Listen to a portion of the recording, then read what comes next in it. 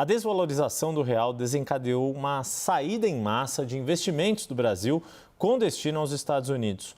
O movimento acontece em meio aos temores do mercado com a política fiscal e ao fortalecimento do dólar com a volta de Donald Trump à Casa Branca.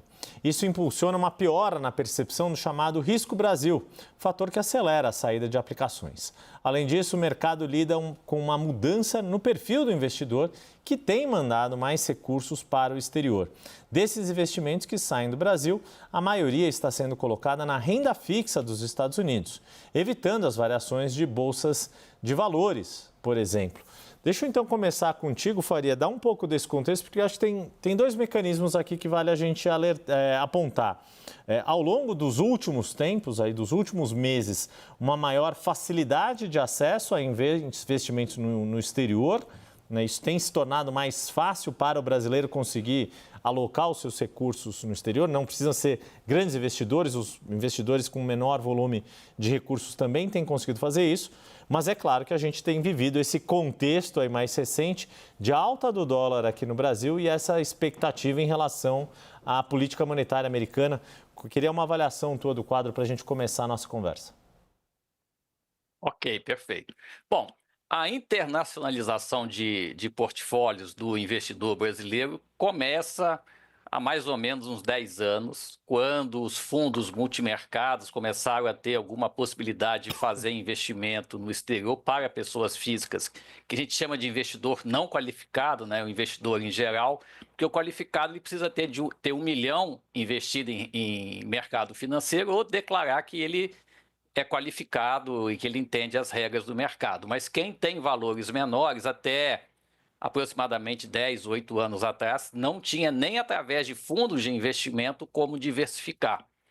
Aí também tivemos uma mudança em 2016 da Previdência. Hoje a Previdência já tem fundos também que já podem investir no exterior. Então, nos últimos 10 anos, a gente começa a ter uma mudança de legislação e também, muito recentemente, sobretudo aí nos últimos 5 anos, uma facilidade de remeter dinheiro para fora da pessoa, a própria pessoa física. Hoje, assim, com 100, 200 dólares, não é nem um pouco difícil você utilizar, por exemplo, corretores de criptomoedas.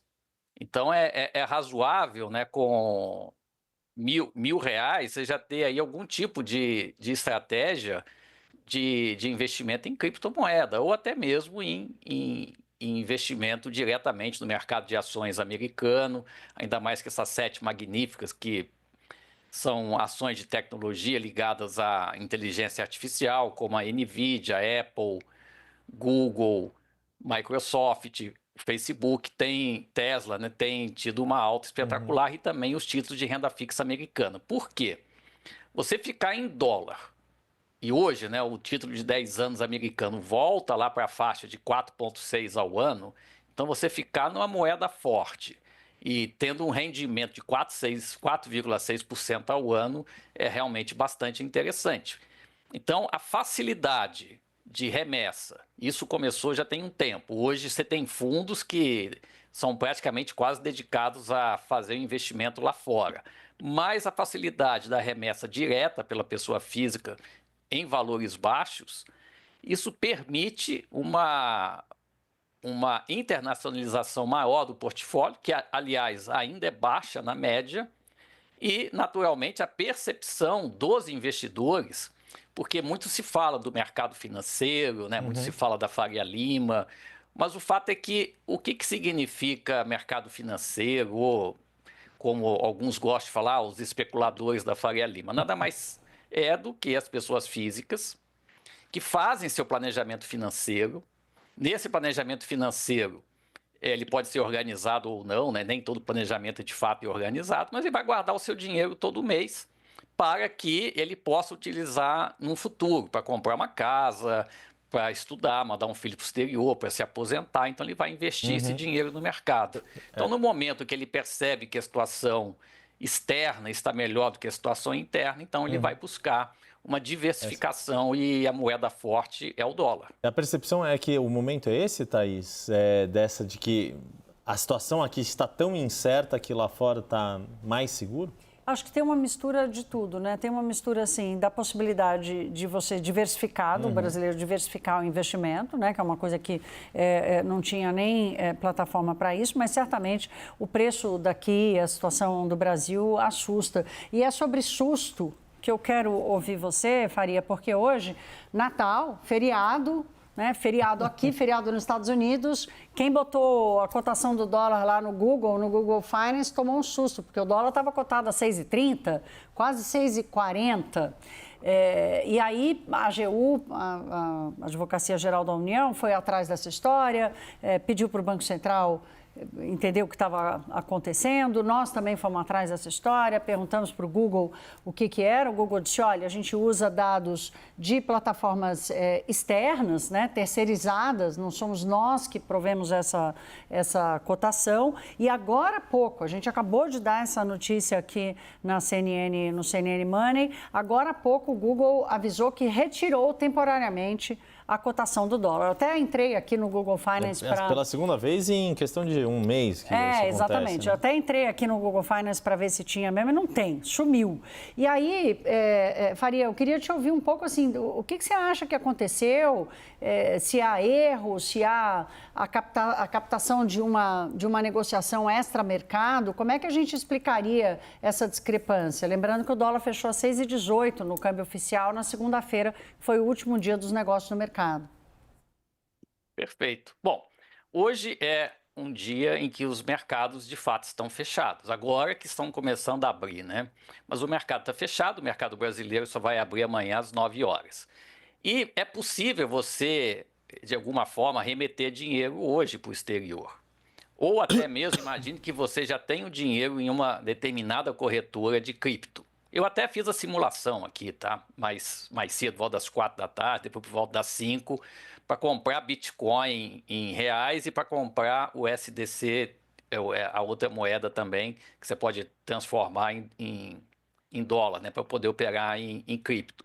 Estava na faixa de 6,25, mas eu vi notícia até que chegou a bater 6,70. Então, eu vi a 6,25 aqui na corretora que eu utilizo, mas eu vi notícia que chegou a bater lá por volta das 6 da tarde até 6,70. Isso muito provavelmente, quer dizer, o que a Google fala, olha, a gente utiliza a Morningstar e a Morningstar utiliza algumas determinadas corretoras que são poucas, e num dia em que não tem negócio, de repente sai um ou dois negócios a valores muito absurdos. É um pouco... que o próprio Fernando de Tarde estava até brilhantemente exemplificando, né, no CNN Money, que você vai comprar uma água, né, de 5 litros, no atacadão custa R$3, quer dizer, com o mercado aberto, inclusive com a Bolsa Brasileira aberta, a B3, que tem o dólar na B3, mas se você tiver de madrugada, morrendo de sede, longe de casa, e para num posto de gasolina onde tem uma loja de conveniência, a água custa 5. Então, estou pegando essa analogia que ele fez. Então, é isso. Você tem um mercado que você pode operar, mas são poucos negócios. Eventualmente, sai algum negócio com um volume muito baixo, um patamar completamente fora da realidade. Então, não é que o dólar amanhã vai abrir nesse preço. Provavelmente vai ficar mais perto de 6,20 do que fechou, alguma coisa do gênero. Mas... com a falta de liquidez, com a falta de negócios, poucos negócios foram feitos. Se um ou dois saem nesse preço, é a cotação, que eu acho que o mais razoável é até desconsiderar. Sim, pois é, e aí que todos desconsideram. É como tratar o outlier aí, né, o ponto fora da curva, como se fosse dentro da distribuição normal das coisas. O Faria fez menção ao Fernando Nakagawa, nosso conhecido na ACA ali na programação do CNN Money. Ô Jussara, deixa eu te colocar na conversa também, porque aí de Brasília, a grande questão é que toda essa volatilidade do câmbio recente, toda essa questão envolvendo eventual saída de recursos, tudo isso significa preocupação para como o governo federal vai entrar no ano de 2025, lembrando que já está numa situação ali de cenário político e aprovação do governo não muito confortável, digamos assim. É isso. E aí eu já aproveito para trazer o nosso convidado aqui para fazer uma pergunta, porque eu quero trazer para o campo da política. O que a gente vê em meio a essa crise do dólar é o presidente Lula, nas suas declarações, reagindo muito mal.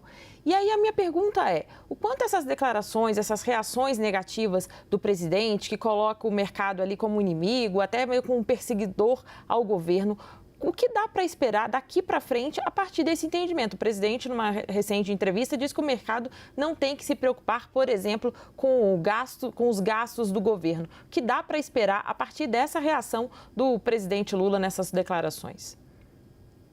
Deixa eu pegar uma publicação do Senado, né, da IFE, da Instituição Fiscal Independente, que soltou um relatório na semana passada revendo a projeção da dívida bruta do Brasil em relação ao seu PIB.